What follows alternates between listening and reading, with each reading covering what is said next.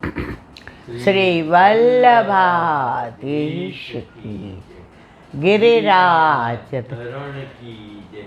श्याम सुंदर श्याम ने महाराज की जय। श्री गुसाई जी परम दयाल की जय। श्री गोकुलनाथ की जय। दाव दयाल की जय। श्री नवनीत प्रिया लाल की जय। अपने माथे विराजता सेव्य सर की जय। बधाई वैष्णवने जाजा करे जय श्री जय श्री वल्लभना प्रागट्य उत्सवની ખૂબ ખૂબ બધાઈ ખૂબ ખૂબ બધાઈ મારા વાલા. આપણા જીવનનો આજે શ્રેષ્ઠ દિવસ. આજે તો બિલકુલ ડૉક્ટરને બતાવવા ગયા એટલે બોલવાની પછી બેસવાની. અત્યાર સુધી મન કંટ્રોલ કર્યો કે નથી સત્સંગ, પણ મારા વલ્લભ કે હું બેઠો છું ને એટલે મારા વાલા આજે ઘણું મોડું થયું, એટલે જેટલું વલ્લભ કરાવશે એટલું થશે. કારણ કે આખું વરસ મારો વલ્લભ આપણને વાલ કરે અને આજે જ આપણે એનું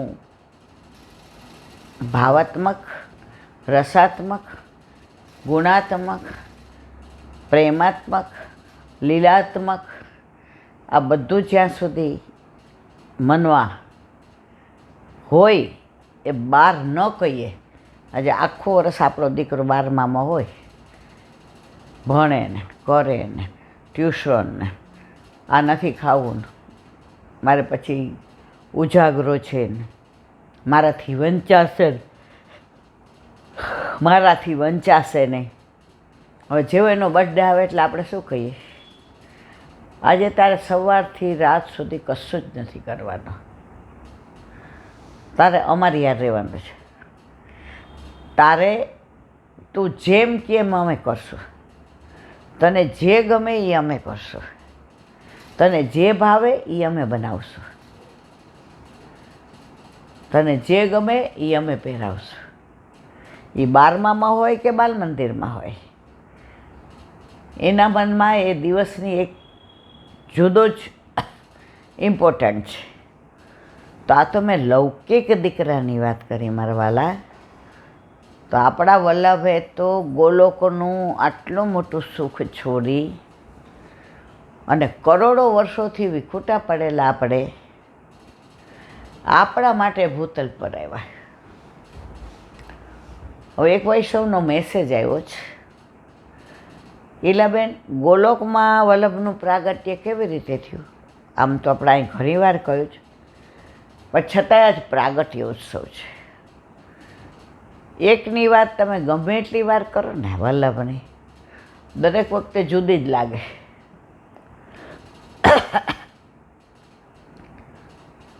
તો એમના અનુસંધાનમાં સામનેજીને ઠાકોરજી કેટલો પ્રેમ આપણે બધા જાણીએ છીએ. હવે એકવાર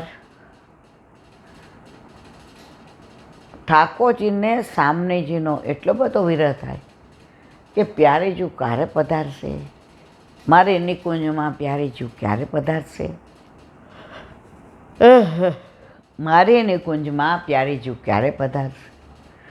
રાહ જોઈ અને એવા તન્મય થઈ ગયા, એવા પ્યારીજુના રસમય સ્વરૂપમાં, એમના માધુર્યમાં. તો વચ્ચે વૈષ્ણવ આજ મોટી 11 હોય, આપણે રિક્વેસ્ટ કરીએ કે હવે બધાએ ધક્કો ના ખાવ, કોઈક આવી જાય. તો મારે જે કહેવું તે આ છે કે ગોલોકમાં વલ્લભનું પ્રાગટ્ય થયું પછી ભૂતલ પર પધાર્યા. એકવાર યમુનાજી પધાર્યા, એટલા રૂમઝૂમ કરતા પધાર્યા. બાએ બાજુબંધ, બેરખા, પોંચી, વણવટ, વિછિયા, લર, તોરા, વેણી કટી મેખલા, નખવેસર અને ચણિયા ચોળીને ચુંદડી. તો પ્રભુ યમુના કિનારે જ યમુનાજીની રાહ જોતા હતા અને યમુનાજી પધાર્યા. તો બધા વ્રજ ભક્તો હતા. એટલે યમુનાજીને જોઈને કીધું, આજ તો પટરાણીજી આપણે રાસ કરીએ. પ્રભુ સામનેજી રૂઠી જશે. ઓ બાપા, સામનેજી રૂઠી જશે. તો કે ના, અત્યારે કોઈ નથી. વ્રજ ભક્તોએ આગ્રહ કર્યો અને રાસ ચાલુ કર્યો. હવે સામનેજી પધાર્યા પણ કોઈને ખબર પડી નહીં. દૂરથી ઠાકોરજીને ધ્યાન પડ્યું. એટલે યમુનાજી આમ જોયું. હવે તો જો પ્રભુ અરે કોઈ દી સામનેજી વિના ઠાકોરજી રાસ ના કરે. હવે જો રૂઠી જશે તો મારા સ્વામીને કેટલો શ્રમ પડશે. એટલે યમુનાજી સ્વરૂપમાંથી જળ રૂપા થઈ ગયા અને વહી ગયા. વ્રજ ભક્તો સામનેજી આવ્યા. અહીંયા સુગંધ આવે છે, અહીંયા રાસ થયો છે, અહીંયા ઝાંઝર પડ્યું છે.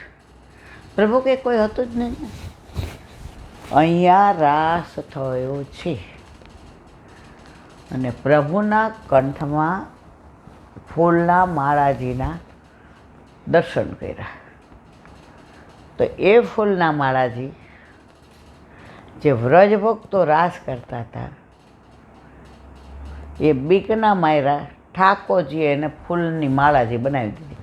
આ બધા શું હતા? વ્રજ ભક્તો. હવે વ્રજ ભક્તોએ ગભરાવા માંડ્યા. સામને જે પૂછ્યું, આ માળાજી મેં ધરાવેલી ને? કોને ધરાવી છે? ઠાકોરજી કે પ્યારેજી જુઓ તો ખરા. એમ કરી ખેંચી. બધા વ્રજ ભક્તો ભૂતલ પર પડ્યા. હવે એ જીવ ભૂતલ પર આવીને એવા લૌકિક પ્રવાહમાં ભરાઈ ગયા. કોણ ભગવાન, કોણ કૃષ્ણ, હું ક્યાંથી આવ્યો, મારે ક્યાં જવાનું, મારું કર્તવ્ય શું, મારું સ્વરૂપ શું. પછી તો કેવો દૂષણ. કોઈ કે હાલો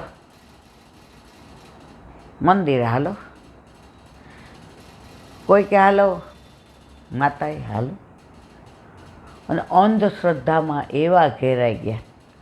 હવે ઠાકોરજીનો જીવ એવો બોલે, હું મારા જીવ માટે કાંઈ કરી શકતો નથી. અને એમને એવો તાપ થાય આપણા માટેનો. અને સામનેજી પછી પધારી ગયા. હવે બીજે દિવસે પ્રભુ એમની નિકુંજમાં સામનેજીના સ્વરૂપનું માનસિક ધારણ કરતા હતા. એટલે બસ પ્યારેજી આएंगे, मैं वासे मिलूंगो, वाने ऐसो श्रृंगार कियो होगो. સતત સામનેજીના જો ઘણા એવું કે તમે જેનું ધ્યાન ધરતા હો કે યાદ કરતા હોય એના જેવા બની જાય. ઓલા ભ્રમરને હવે ઠાકોરજી તો રાધે રાધે રાધે રાધે રાધે રાધે એમને નિકુંજમાં બિરાજે. હવે લલિતાજીએ કહ્યું, પ્યારી શ્યામ સુંદર આપની રાહ, યમુનાજી મેં નહીં જાઉં. अरे आज तो जानो पड़ेगा, प्रभु बहुत वीरवार है, आंखें बंद है, आपका स्वरूप का ध्यान तरत है, खूब समझावा। तो सामने जी सोळे शणगार सजी અને ગોલોક ઠાકોરજી નિકુંજમાં પધાર્યા। હવે જેવા નિકુંજના દ્વારે આવ્યા તો ઠાકોરજી જે સતત સામને જેનું ધ્યાન ધરતા હતા, એટલે એમના હૃદયમાં એ મૂર્તિ, એ સ્વરૂપ સ્થિર થઈ ગયું હતું। એટલે સામનેજીએ कुंज कुटी के द्वार से जोयु, हूँ तो आमने मळवा आवी, हूँ केटलो विरह करूँ छुं, अने आमना हृदय में तो बीजी कोई छे। एक्चुअल राधाजी ज हता, पण आमथी जोयुं ने एटले देखाणुं नहीं।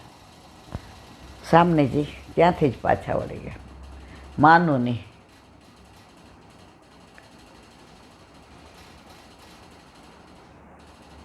હવે લલિતાજી કે કેમ, શું થયું? એ કે પ્રભુ પાસે તો કોઈ બીજી સખી છે। લલિતાજીને ફાળ પડી। હજી તો હમણાં થોડા વખત પહેલાં યમુના જ્યારે રાસ કર્યો ત્યારે વળી પાછું કોણ હશે? લલિતાજી કે ન ભૂતો ન ભવિષ્ય, હોય જ નહીં। એ કે તું જોયા। લલિતાજી આવ્યા, ઠાકોરજીના હૃદયમાં સાક્ષાત સામનેજી હતા। પ્રભુને ખબર નહીં સામનેજી આવીને ગયા। લલિતાજી કારણ કે તલ્લીન હતા। ઓલો એક પ્રેમી હતો ને,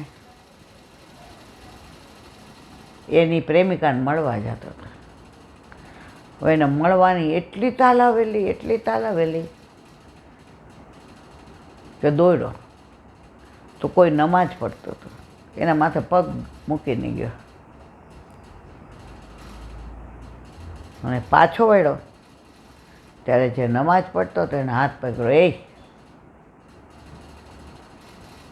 તને હું દેખાણો નહીં? આંધળો છો? બરાબર હું વચ્ચે હતો। બોલાય જવાબ આપ્યો,